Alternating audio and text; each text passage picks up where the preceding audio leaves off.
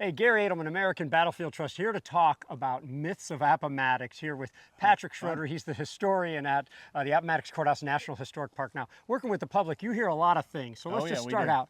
What's one of the myths, coming from the public or historians alike, that just drives you nuts? Well, the one that really drives me crazy, just because it's been happening so often recently and it's published in books this way, is they misspell Wilmer McLean's name. Instead of Wilmer, W-I-L-M-E-R, they call him Wilbur McLean. Wilbur! Wilbur, like he's got a talking horse named Mr. Ed. That's what I was going for, so that's Yeah, good. yes. Okay, well, how about this idea? Because we all know that Robert E. Lee was first in his class, and that one of his classmates was, of course, U.S. Grant.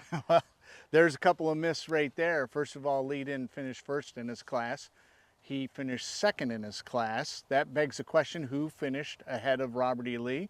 That was a cadet named Charles Mason from upstate New York.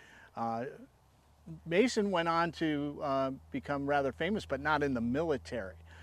He became a patent lawyer, and then he became the first Supreme Court justice in the state of Iowa, and Mason City, Iowa is named for him. So, but he finished ahead of Robert E. Lee. Lee finished second. Also, people always tell you Lee finished with no demerits, which is true. But he is not the only cadet that year that finished with no demerits. I believe there was about 6 other cadets that had no demerits that year. So, Okay, well, this one must be true because people talk about it. This is a surrender site. There's no fighting in or around the courthouse or anywhere near it, right? well, there's 2 battles here. One on the evening of April 8th, the Battle of Appomattox Station, which is a interesting battle because it's primarily mounted cavalry against unsupported artillery. So I can't think of another engagement like that in the Civil War. Then there's fighting here on the morning of April 9th that results in about 800 men killed and wounded and about 1,200 men captured. So about 2,000 men killed, wounded on April 8th and April 9th. You said earlier, and we got to get this corrected, you said Lee and Grant were classmates at West Point, but they were not classmates at West Point. God, it seems like I'm getting everything wrong today. Let me bundle a few together. So in a battle a few days before this called Sailor's Creek, Robert E. Lee lost 9/10 of his army. Then they came here and he only had 10,000 men left, and him and Grant met under a cherry tree. Is all that true?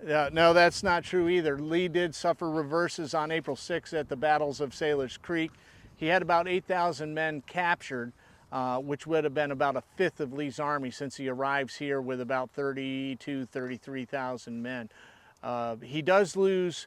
The old thing was that they'd say he lost 8 generals, but we've now counted up to 10 generals and a commodore that were actually captured at Sailor's Creek. So those numbers are going up. Good, good. So as we all know, General Grant arrived here right before he got to the courthouse. He was wearing his finest best, but as a slight to General Lee, he decided to change into his muddy clothes, at which time he stormed into the McLean house and demanded Lee's sword, which he gave him. Oh, that's true, right?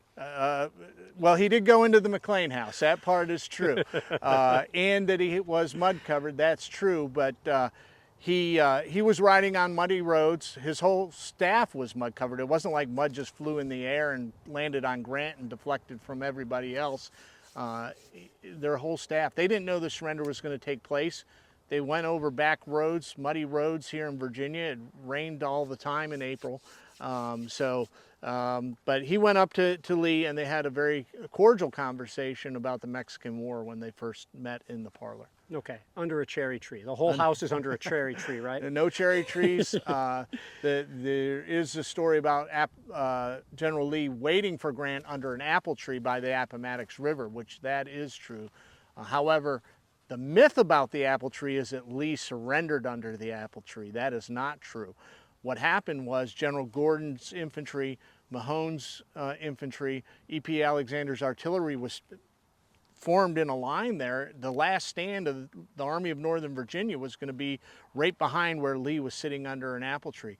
Orville Babcock comes through the lines with Grant's message, talks to Lee under the apple tree. All those men see Lee and Babcock talking under the tree. They ride up to the McLean house. When Lee comes back, they're told they've been surrendered. They mistakenly assume that was Lee and Grant under the apple tree, and that's where the surrender took place. That is the original myth of Appomattox. Wow, okay, so let me see if I can get all this right, because I think I've learned a lot from this. So, poor, sweet, innocent Wilbur McLean is a farmer, and he lives basically on the Bull Run or Manassas battlefield. Shells are flying all around him while he's there in his front yard. The battle erupts there, and solely for that purpose, he moves out to Appomattox Court House, where he can escape the war, only to have Robert E. Lee surrender at a cherry tree or an apple tree outside his parlor. Okay, that's all right, right? No, very little of that's correct.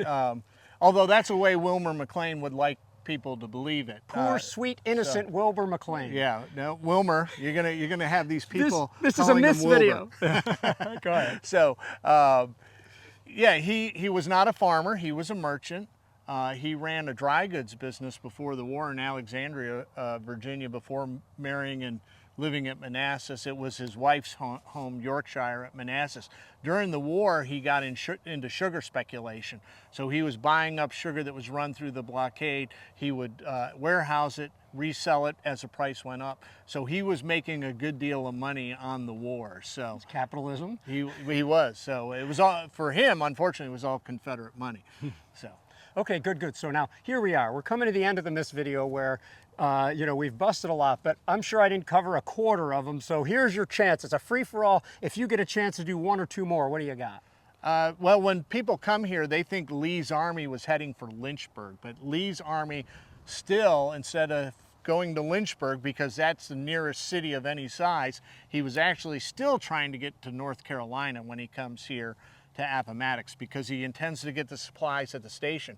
Charles Marshall, on his staff, said that they intended to go through Campbell Courthouse, which is today Rustburg, which is south of Lynchburg, and then basically he's going to turn left on Route 29 and head down to Danville in North Carolina that way. Good. Any last one as a parting shot?